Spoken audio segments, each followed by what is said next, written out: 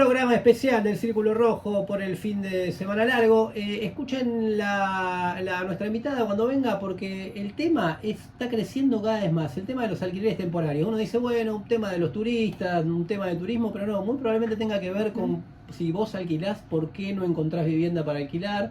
O porque tenés que pagar un montón de plata por dos ambientes. Por dos ambientes. ¿Qué negocio hay detrás de eso? ¿Cuánta guita se factura de eso? ¿Y por qué no paga, no está registrado en ningún lado y no hay ningún control ni regulación por parte del Estado? Sobre eso vamos a hablar en la entrevista de hoy. Programa especial, fin de semana largo para los que puedan disfrutar y no tengan que laburar, como tiene que hacer mucha gente. Programa cargadísimo. Tenemos una columna sobre River, pero también ahora entramos a hablar sobre la dolarización y los países en los que presuntamente funciona con Diego. Sí, a ver, Fernando.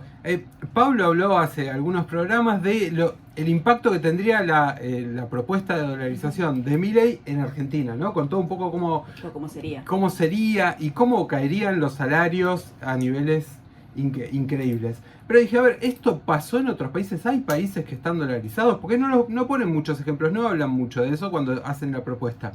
Y estuve buscando y hay desde las Islas Marshall, Micronesia, Palaos, Timor Oriental, pero en nuestro continente hay algunos, por ejemplo, Puerto Rico, Panamá, Ecuador, El Salvador. El más conocido en Argentina es Ecuador, ¿no? El más conocido es presente. Sí, pero porque es muy reciente también, hace pocos años, lo mismo que El Salvador. Pero a ver, dije, bueno, vamos a buscar qué pasó en esos países.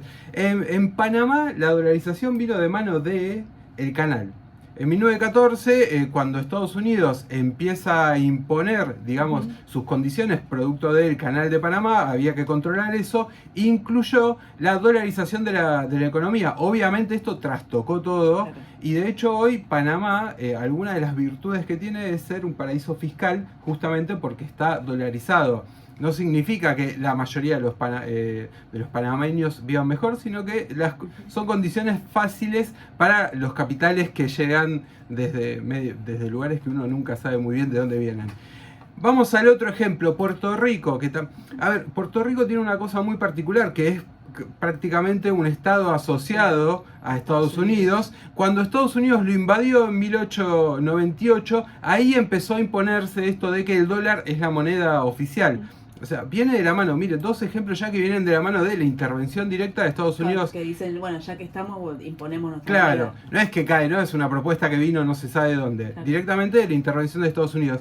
Pero nos vamos a El Salvador. Ahí es muy cercana a la fecha en que El Salvador se dolariza con lo que pasó en Ecuador. Fue en 2001. En 2001 una ley fijó, había una crisis muy importante en ese país, crisis económica en ese país, y fijó una especie de algo parecido a la convertibilidad, ¿no? Esto de, bueno, ¿cuánto? Un dólar sale 8,7 colonos, se llamaba la moneda. Lo que fue pasando es que con el tiempo los colonos dejaron de existir, dejaron de circular y directamente se empezó a usar el dólar como moneda de cambio y moneda oficial. ¿Qué pasó cuando se aplicó esto? Bueno, los salarios cayeron un 50%, más o menos, un poco más. Un trabajador que cobraba 875 colonos, en ese momento lo podía cambiar por unos $200. Después de esta dolarización pasó a cobrar $100 podía comprar en ese momento. Lo que tuvo además un impacto muy importante sobre la economía, pero además sobre otro factor social, que es que empezó a crecer la migración.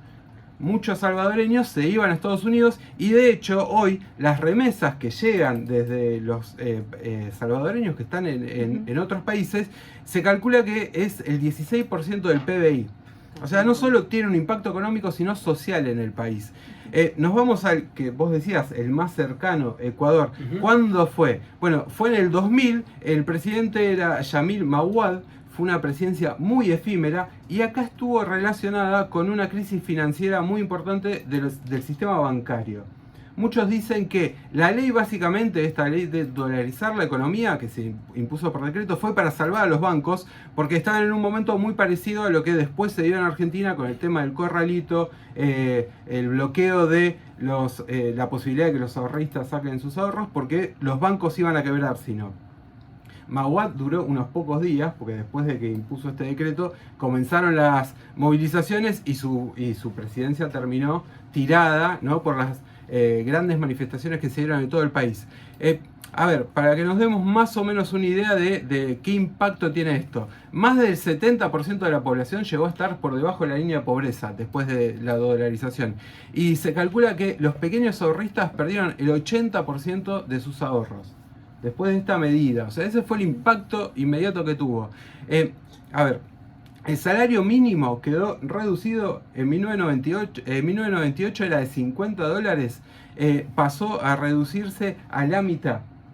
Y los jubilados ganaban alrededor de $13 después de la dolarización. Ustedes imagínense, Nada, literalmente. Eso, como Milei dijo en estos días, el que gana $1000 va a seguir ganando $1000, como Claro. la mayoría cobraban dólares, digamos, en Argentina. Pero además te dicen otra cosa, que es que no, con la dolarización controlamos la inflación. La inflación era muy alta en Ecuador, siguió siendo del 96% anual, después de que dolarizaron. O sea, no es que vos dolarizás y acaban todos los problemas. Siguió con un impacto muy grande. Más inflación que Estados Unidos tenía. Eh, Con dólar.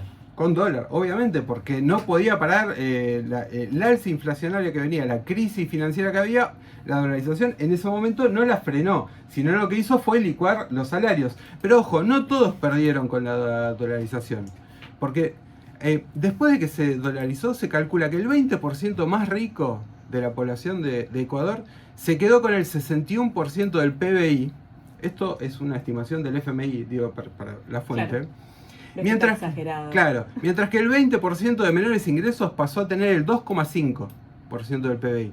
Digo, para explicar cómo además tiene un impacto enorme en la desigualdad social, ¿no? En el 2020, según la UNICEF, el 71% de los habitantes de Ecuador vivían la pobreza. Una cifra que no varió mucho en los últimos años, digo, en ese momento estaba la pandemia, pero no es algo que varió mucho. De hecho, explica lo que está pasando, que es un país con grandes movilizaciones y protestas muy seguido, ¿no? La última en el 2022. A ver, un poco, ¿no? Esto que nos venden la dolarización con tu salario, no, nos vamos a salvar todo. Si repasamos y hacemos este pequeño repasito, lo que queda claro es que los que se beneficiaron son, por un lado, los intereses imperiales de Estados Unidos, ¿no? Vimos dos casos, Puerto Rico o Panamá, pero también los que se terminaron beneficiando son los principales empresarios, incluso el sistema bancario de países como Ecuador o El Salvador. Y lo que más claro queda para mí es que los que siempre terminan perdiendo son las grandes mayorías. Diego Sacchi, y la propuesta de dolarización.